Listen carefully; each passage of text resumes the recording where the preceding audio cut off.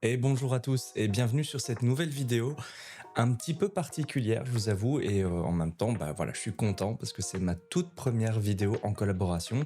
Et ici, on va parler du coup de The Answer, donc on est un petit peu en dehors de la photo canine, mais mine de rien, ça peut être intéressant si vous faites un petit peu de vidéo d'avoir ce plugin qui vous permettra, si vous êtes un peu comme moi, pas coloriste, qui vous permet justement de faciliter cette approche. Ça vous facilite évidemment la partie retouche colorimétrique et vous donner quelques effets super sympas. Et en plus, c'est vraiment un logiciel qui a été étudié pour être facile. À nouveau, je le dis, je suis pas coloriste et de toute façon, je crois que les coloristes très avancés passent par tous leurs procédés. Ils peuvent sûrement utiliser ce logiciel parce que ça leur permet de faciliter certaines étapes de leur travail. J'avoue que je n'ai pas parlé avec des coloristes professionnels à ce niveau-là. Mais par contre, pour tous ceux qui font de la création de contenu, qui veulent faire un petit step-up au niveau de leur créativité, au niveau de leur colorimétrie, ainsi de suite, voilà, c'est super cool. Du coup, moi, tout ce que je vous propose, évidemment, c'est de plonger directement dans... alors, chez moi, ce sera DaVinci Resolve. Maintenant, pour vous dire, évidemment, ça existe pour Premiere Pro et autres logiciels de montage. Évidemment, dans notre cas ici, on va regarder un peu comment on fait sur DaVinci Resolve avec quelques petits rushs vite fait. Voilà, allez, on y va.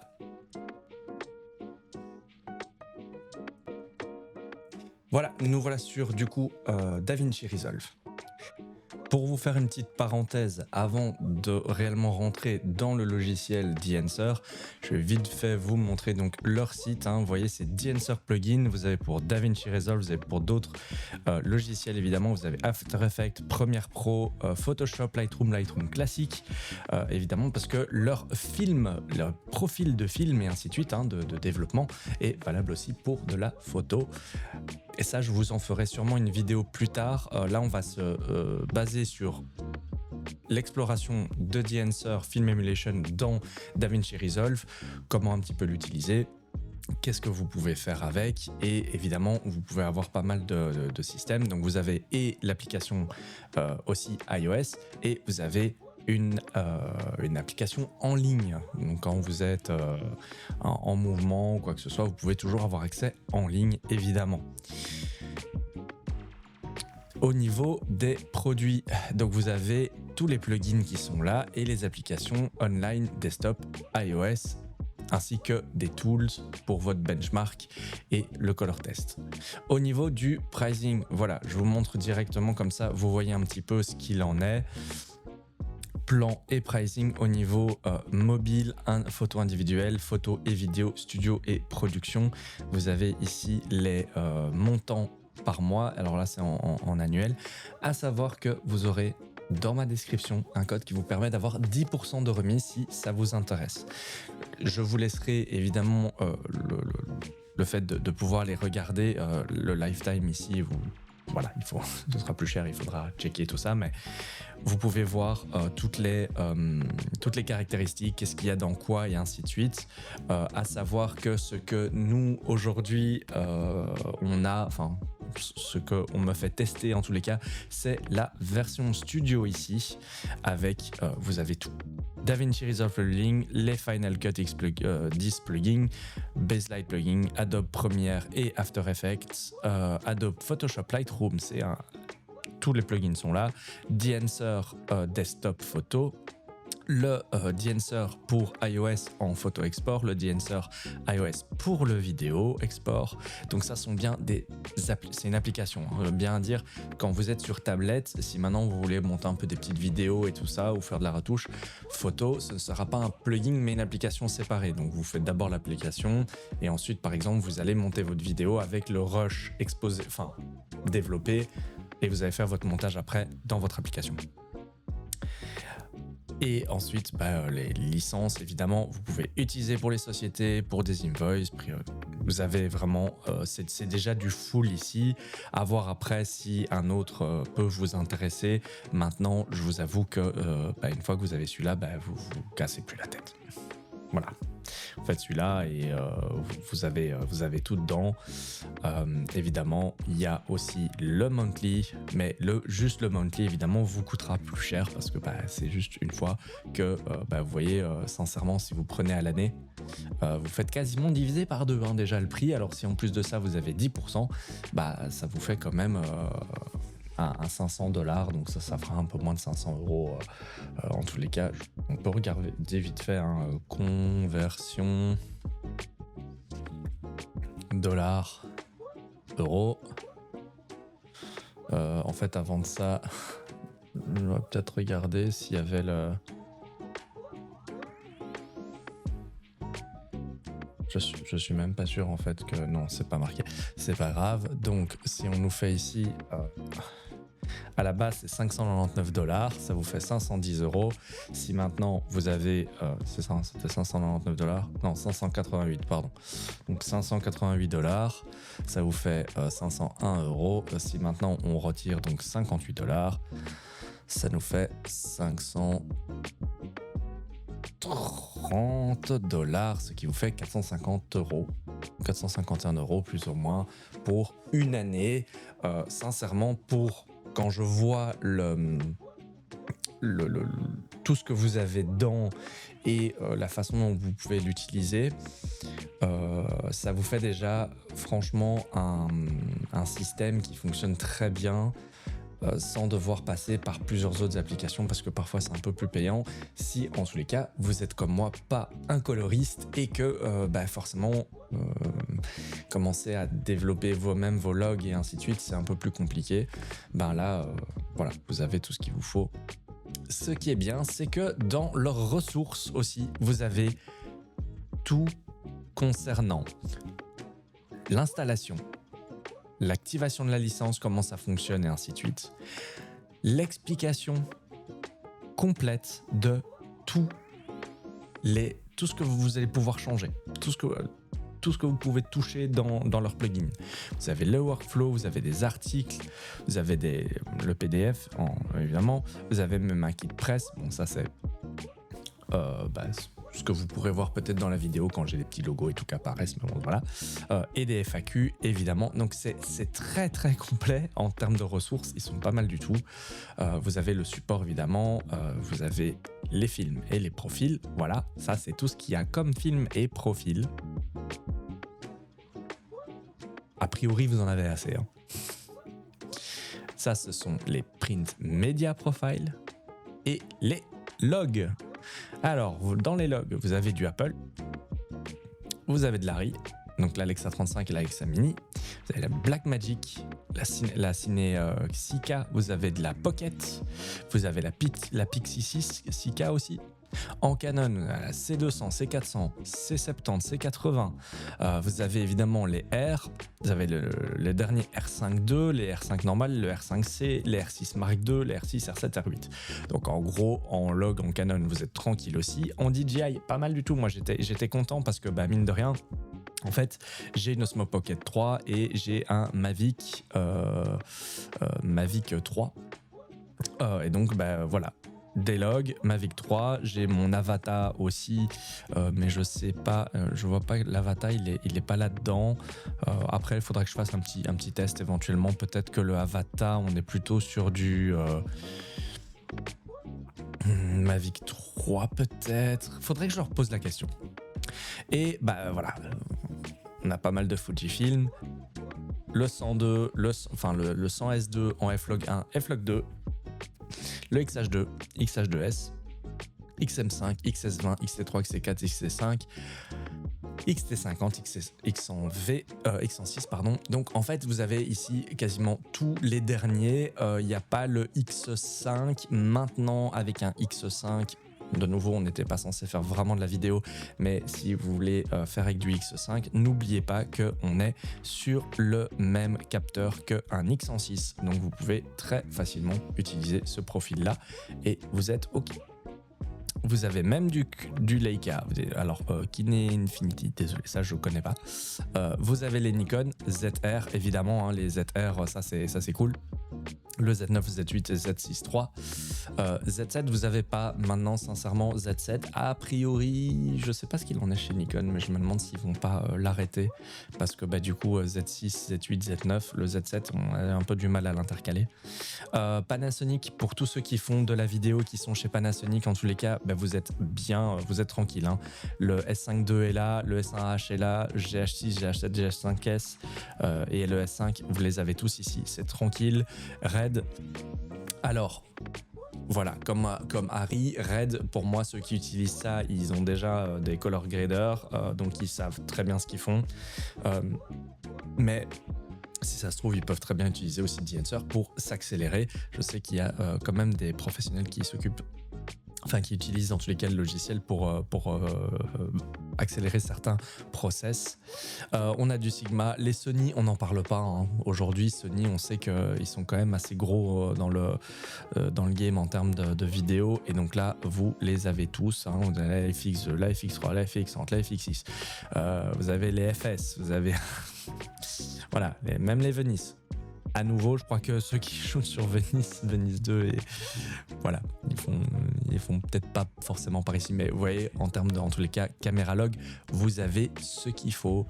En termes de médias, à nouveau, vous avez différents médias qui vous montrent tous des grades qui ont été faits avec Enhancer. Donc là, on peut voir qu'il y a quand même, mine de rien, pas mal d'artistes en termes de clips musicaux et tout ça qui l'utilisent. Donc oui, on est les démos movie. Voilà, ça c'est comment eux ils utilisent ça. Vous avez évidemment le film développeur. Vous avez, en fait, sincèrement, vous avez tout là-dessus.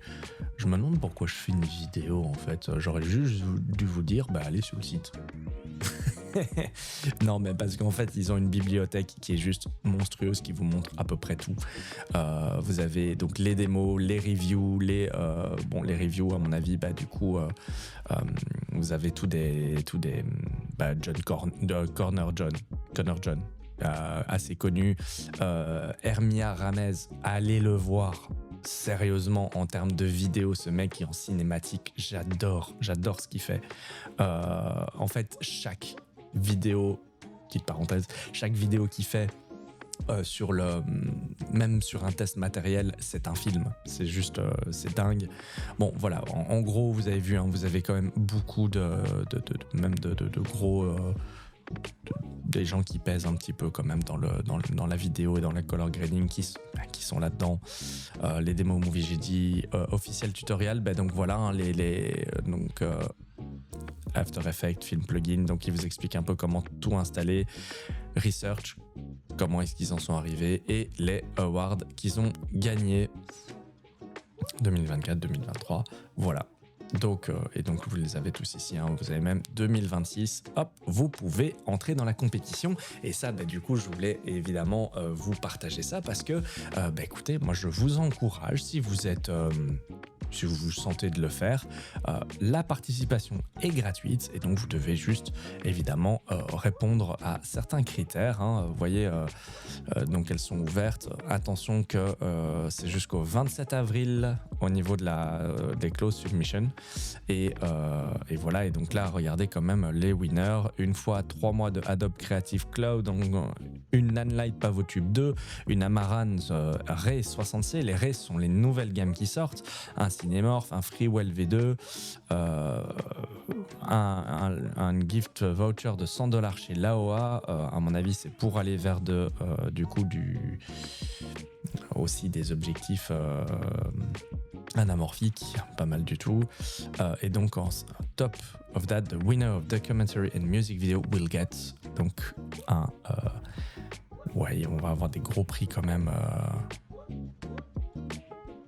Le jury, c'est ça qui est dingue, c'est que vous avez quand même des énormes coloristes qui vont être présents et qui vont du coup mettre ça. Le sacré partenaire aussi, faut se le dire.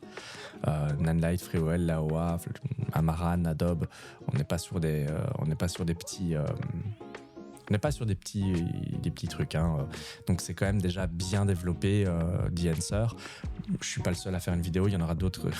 Il y en a d'autres qui ont fait évidemment des vidéos là-dessus, mais voilà, je voulais quand même vous montrer vite fait le site par rapport à ça, parce que c'est assez important, comme ça je vous cache rien par rapport au système.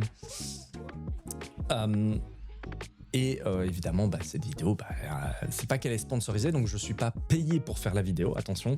Je suis tout à fait libre de dire ce que je veux, ça ils me l'ont bien dit. Ils ont dit que ce soit du positif ou du négatif. Ils sont preneurs évidemment de tout le négatif en termes de feedback. Alors je vous avoue qu'à mon niveau, je suis pas assez fort que pour pouvoir leur dire des points négatifs sur l'utilisation du système et des choses comme ça, parce qu'en fait il y a tellement de vidéos tutos sur le côté que c'est qu'à moi de me bouger le cul pour y aller et pour bien comprendre tout le système et pour avancer dans mon apprentissage. Maintenant, je crois que ce sont des professionnels qui vont peut-être avoir plus de retours beaucoup plus constructifs que moi par rapport au logiciel. Surtout que je le trouve déjà... le plugin, je le trouve déjà très, très facile d'utilisation. La seule remarque que je pourrais dire éventuellement, c'est en effet, ça aurait été cool que la version application soit aussi un plugin à mettre dans les logiciels sur la tablette directement. Maintenant, je ne sais pas si sur des applications telles que, par exemple, Lightroom, Photoshop ou l'application DaVinci Resolve et autres sur iPad, est-ce que c'est possible d'intégrer un plugin et que ce soit stable? Voilà peut-être pourquoi ils en ont fait une application à part. En ce qui concerne, donc moi je vais vous montrer quelques plans et ce que je sais faire un petit peu avec ces plans-là sur DaVinci Resolve, et après je vous montrerai quelques petites, j'ai ici quelques petites vidéos concernant du coup, ce sont des vidéos de chez eux, mais qui vous montrent un petit peu plus en détail finalement ce qu'on sait faire. Et parfois, en fait, les effets sont plus visuels parce que, évidemment, sur mes rushs, j'ai certains visuels qui se voient peut-être un peu moins parce que ce n'était pas la situation adéquate. Du coup, on va commencer avec un petit rush tout classique. Voilà, c'est celui-ci. Et on est... Hop, je vais supprimer ça. On est en fait sur... vous savez quoi, je vais complètement le reset. Voilà. On est sur une... je vais reset ça aussi. Et on va reset ça aussi. Voilà. On est sur une vidéo qui a été prise du coup avec ma DJI Pocket, la Pocket 3. Donc déjà... évidemment, c'est pas le bon plugin. J'ai tout filmé en log. Comme ça, justement, on pouvait un petit peu voir ce que ça donne. Et on va commencer du coup avec ce plan-ci. Donc en fait, c'est très simple, hein. Quand vous êtes dans Bibliothèque de vos effets, vous avez tout en bas ici, une fois que vous l'avez activé, le Film Emulation. Vous le prenez, vous le glissez, vous le tapez là-dessus. Let's go, c'est parti. Tout est là-dedans. Vous n'avez pas d'autres trucs à drag and drop. Vous commencez directement sur votre nœud. Évidemment, je ne fais pas un tuto sur les autres nœuds qu'on peut mettre et ainsi de suite. Mais voilà, donc ici, qu'est-ce qu'on va faire? La source, on va aller choisir la caméra. On va prendre du coup, c'est d'une DJI. Donc là déjà, il a changé, il a mis Action 2, c'est pas correct. On va aller mettre l'Osmo Pocket 3 et on était bien en D-Log M. Donc là, il m'a mis ce qu'il semble être, voilà, j'ai enlevé le film simulation, et ce qui lui semble être du on va dire le changement de log vers du coup la bonne colorimétrie pour la Pocket 3, pardon. Voilà.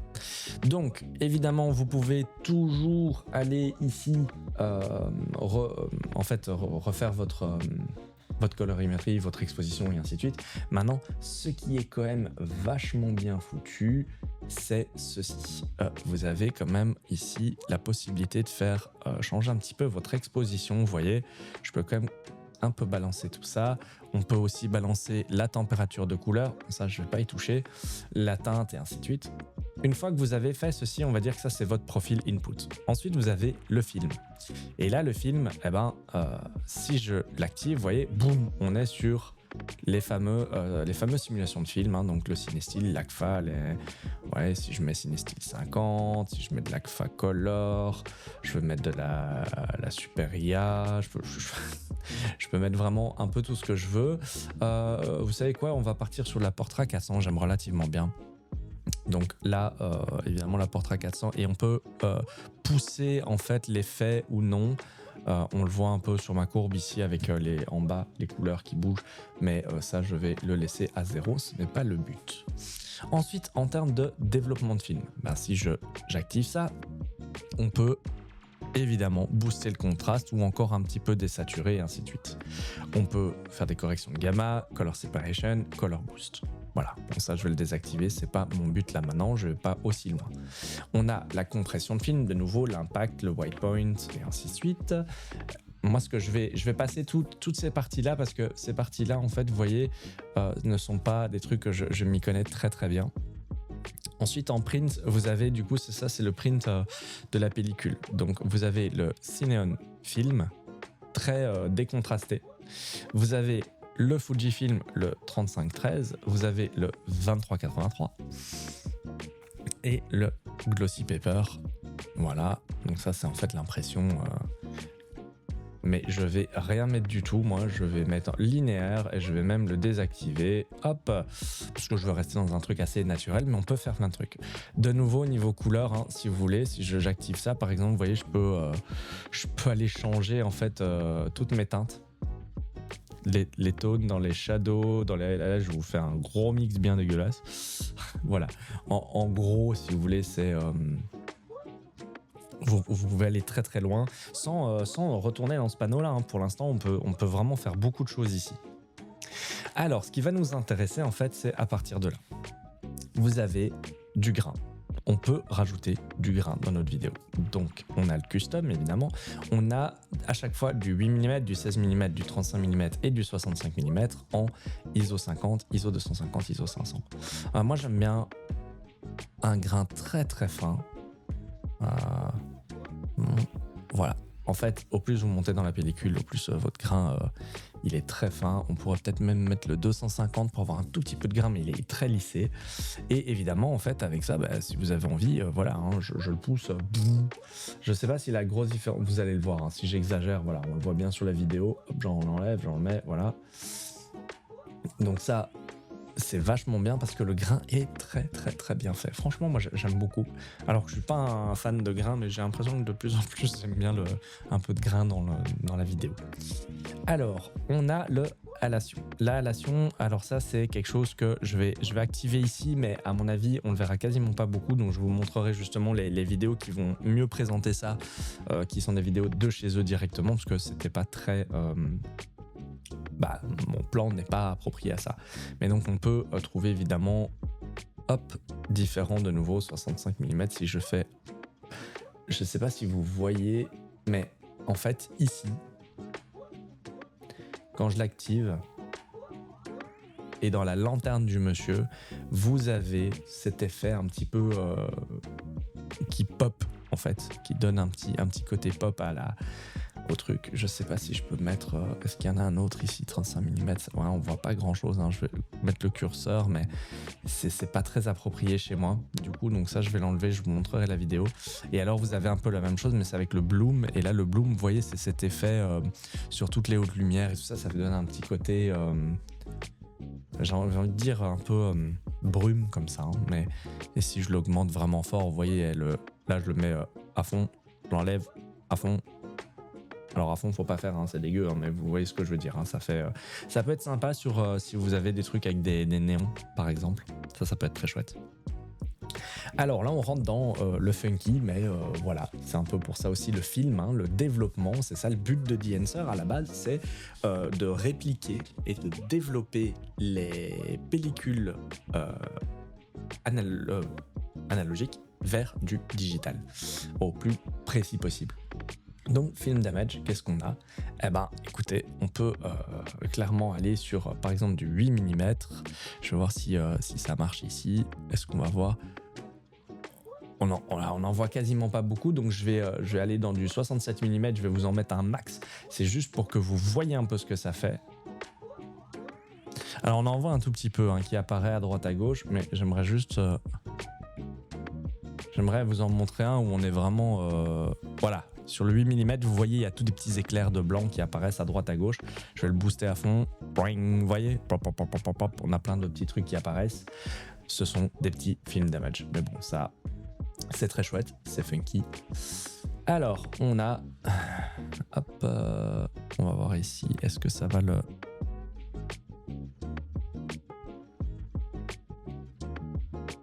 Film breath. On voit un peu ce côté comme des wooves, du wobbling comme ça, mais on voit pas beaucoup sur cette vidéo, ça c'est pas le plus important. Gatewave, on va l'activer, hop, et donc là vous avez en fait tout simplement c'est un genre de petit crop, l'impact est à nouveau c'est pas quelque chose qui est très très important. Par contre, là où ça devient très chouette, c'est ici. Voilà, alors là on se retrouve en fait, si vous voulez faire des petites transitions, des petits vlogs et tout ça, moi je trouve ça assez sympa. Vous voyez, vous avez les Super 8 et ainsi de suite. Là, si vous rajoutez en plus du film damage, on pourrait le voir après, hein, mais vous pouvez vraiment changer tout ce que vous voulez. Donc là, je prends du 8 mm par exemple. Je vais changer les bords. Donc là, on a un bord relativement rond. Là, on est très sharp et là, on est très arrondi. Perforation mode, on a le négatif ou on a le positif. Donc là, vous avez le trou qui vient de s'afficher. Et vous avez l'horizontal et vous pouvez faire même ça. Vous voyez, c'est assez fun. De nouveau, vous pouvez changer l'exposition en termes de l'arrière en fait de la lampe, du positif ou du négatif. Si je vais remettre en négatif par exemple, vous avez le scale, vous pouvez tout changer, vous avez le lens zoom, le offset X, Y, enfin vous repositionnez comme vous voulez et vous pouvez faire plein de trucs, hein. Super 1, je vais peut-être le remettre attendez, vertical. On peut reprendre le ultra wide Panavision, et regardez, ça c'est assez drôle. Mais ça on peut faire on peut vraiment faire des trucs sympas, des belles transitions pour faire quelque chose qui est plus... par exemple, le Super 35, hein, qui est peut-être le plus connu. Si en plus de ça, je vais aller me mettre du film damage. Voilà. Vous voyez, vous avez cet effet film damage qui est assez sympa. Si je mets l'exposition, je vais booster l'exposition pour avoir les bandelettes à côté très fortes. Le scale, on va le laisser, en fait, on va le laisser à la normale. Voilà. Et alors, j'ai envie d'avoir un truc très rond. Bam.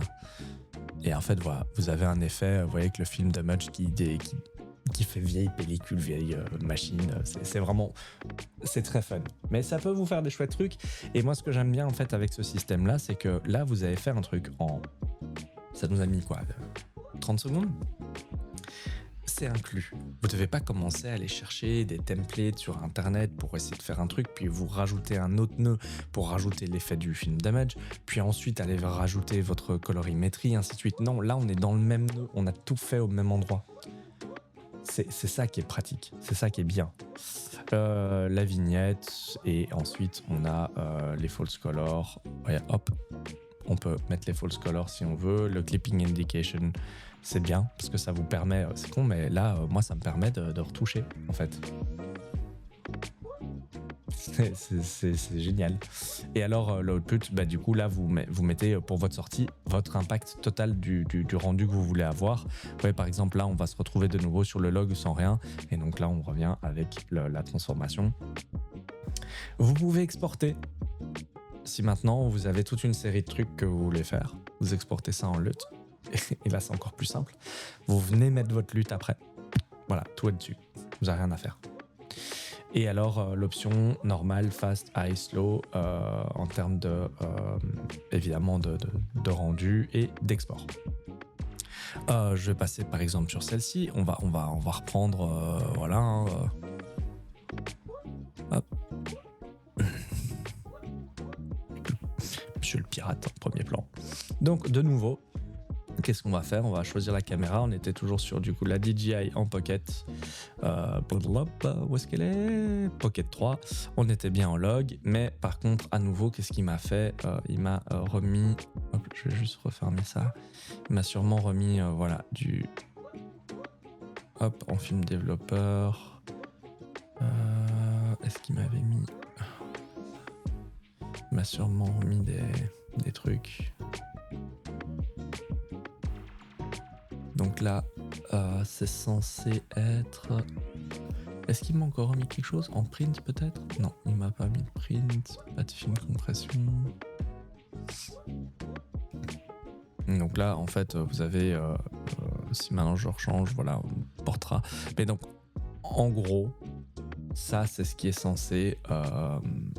Ah oui, mais attendez, il y a le grain que je dois enlever, le halation, le film damage, que je l'ai enlevé déjà. Hop, je regarde vite fait pour essayer d'avoir quelque chose qui soit... Voilà. Donc ça, c'est censé être mon log une fois qu'il est sorti de la... qu'il est transformé. Par contre, ce qui est pas mal, c'est que si maintenant je mets le halation, est-ce que ça... Ah non, on voit vraiment pas beaucoup. Hein. Là, je dois... On verra rien. Là, je suis en mask mode, mais... Voilà, là, on va voir un peu... Je sais pas si vous voyez... ça me permet de voir l'impact qu'il va y avoir sur mon image. Vous voyez ici les bordures rouges. Mais du coup, je peux, par exemple, Super 35, Noramjet... Le Super 35 normal, ouais non c'est ça, Noramjet. Et donc si j'enlève le mask mode, en gros vous voyez on peut changer un peu la halation, mais c'est vraiment pas représentatif sur ma vidéo, donc ça servirait peut-être à rien de le mettre. Et je crois que le bloom, voilà, le bloom c'est pareil, on va voir un tout petit peu ici, et là surtout sur les hautes lumières que ça va faire, ça va adoucir ce qu'on fait finalement avec des filtres. Hein. On fait ça avec des filtres, mais là ça vous permet de pas devoir changer le filtre en fonction. Vous faites l'effet directement sur la vidéo quand vous le voulez. Mais donc c'est quand même vachement pratique, parce que moi ça m'a permis de faire mon log, et il est très clean. Hein. Il est très clean, le log. Voilà, là par exemple on va revenir à celle-ci, donc on était par contre ici en Fuji, donc comme ça je vous montre directement ce que ça donne en log 2, tac, de nouveau là il nous a mis un film, j'avais pas envie, voilà, mais donc là ça vous donne directement voilà, les couleurs de ce que j'ai eu en log. Et ça c'est pas mal, parce qu'après je peux encore un peu chipoter avec ça. Et si j'ai vraiment envie de changer, je pourrais très bien aller rechercher je sais pas, est-ce que c'était pas les Kodak Vision qui étaient hop, boing, Kodak Vision, là on est un peu décontrasté évidemment, à 500t, hop, ouais, vous pouvez vraiment jouer avec plein de trucs. Il y a vraiment plein de choses à faire, et c'est assez sympa. Comme ça, vous le savez, évidemment, il va y avoir donc la vidéo là où vous voyez en tous les cas ma tête, et les prochaines vidéos seront en tous les cas color gradées et transformées. Les logs seront transformés du coup avec The Answer. Et je remettrai à chaque fois le petit logo pour s'en rappeler. Mais en tous les cas, comme ça vous montrera que je l'utilise aussi et que ça me sert beaucoup. En fait, ça m'a permis d'aller plus loin. Enfin, c'est pas plus loin. Si je fais attention un peu à ce que je dis, c'est ça me pousse à utiliser le log, tout simplement. Et il faut être honnête, c'est que grâce au log, je peux ensuite justement me permettre d'aller justement reprendre certaines... hop, si je fais mon gain, d'aller récupérer en fait des différentes informations dans les hautes, les basses lumières, et voilà. Alors pour vous dire ici par exemple, là j'ai du grain de mon Fuji. Parce que comme je suis en F-Log 2, il était à 1250 ISO. N'aimant pas trop celui-là, ce que vous pouvez faire, c'est en fait rajouter du coup attendez, ça c'est Film Emulation, mais on peut, donc il y a les Film Look Creator et tout ça, mais ça c'est ici dedans. Hein. Hop, on peut très bien... où est-ce qu'il est encore, le denoiser?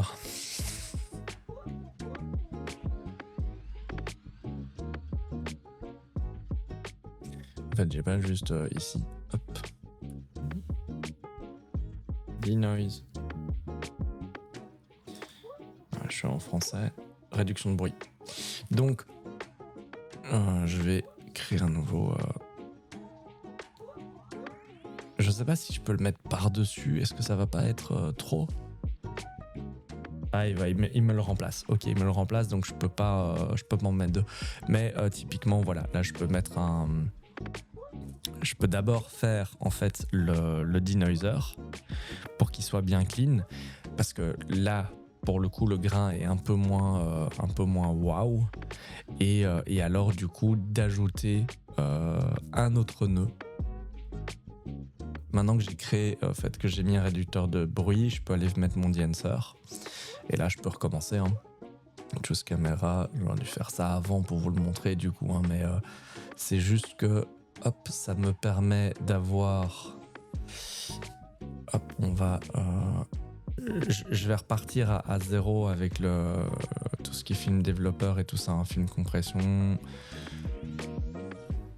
le expense, tout ça, je vais l'enlever parce que ce n'est pas mon but. Le halation, le bloom, le film damage, tout ça n'est pas mon but ici de vous le montrer. Hop, pas sur ce plan-là. Mais du coup, mon but c'est de en fait rajouter. Vous voyez, donc là il n'y a pas de grain. On voit dans les hautes lumières, il y a 0 grain. Et donc je peux aller rajouter un grain qui va être beaucoup plus beau en fait, voire même je peux aller sur un grain un peu plus petit. Hop, on va revenir là où c'était. Vous voyez, je peux changer en fait mon grain. Si même j'ai envie de mettre un grain très fin, voilà, petit grain comme ça, et on est bien. Mais du coup, on a un plus beau grain que ce qu'on peut avoir juste avant sur la partie naturelle, on va dire, sur ce qui sort du boîtier. Alors, pour vous montrer un petit peu plus, voilà, je vais vous montrer donc l'effet Bloom de chez eux. Je sais pas si je peux vous le mettre en plus... Non, voilà. Va falloir faire avec celui-là du coup. Hop. Et donc vous voyez directement là autour des écrans, là même sur le métal, ça a reflété un petit peu.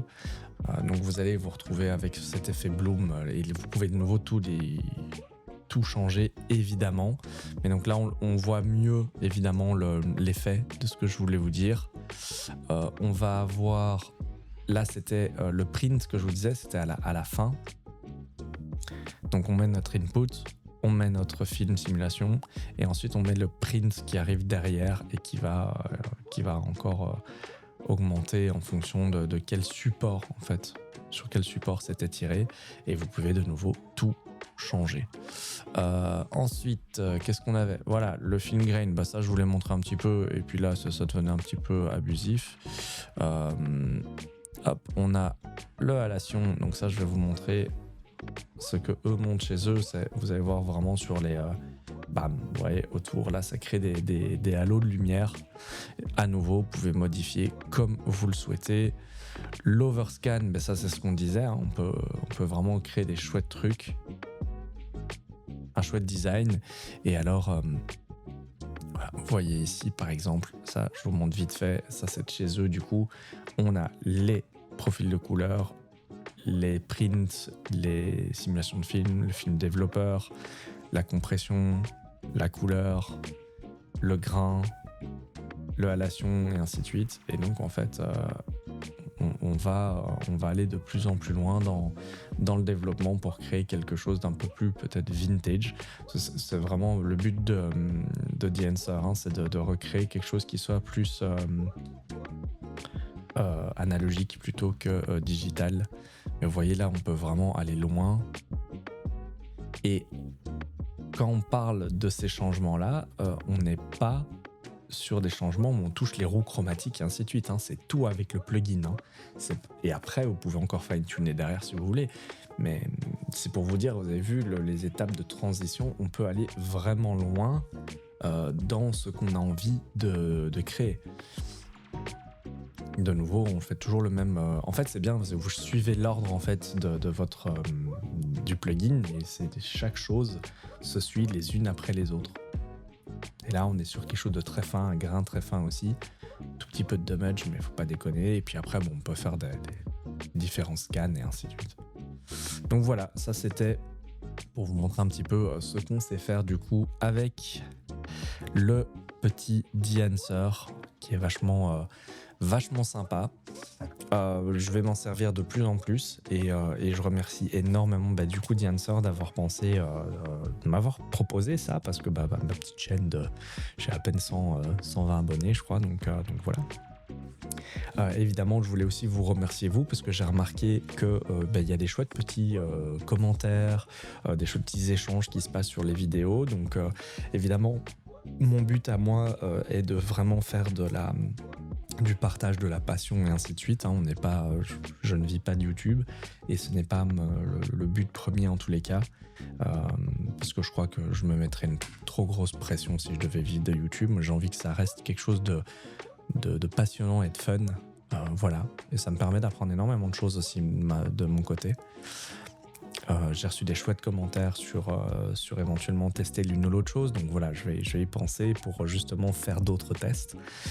Et je vous remercie beaucoup pour ça parce que c'est motivant, c'est chouette. Voilà.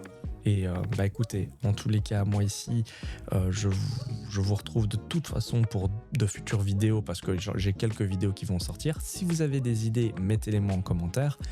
Évidemment, partagez, likez, souscrivez-vous, enfin abonnez-vous à la chaîne, ça vous met 10 secondes et ça me soutient vraiment pour jouer avec l'algorithme YouTube.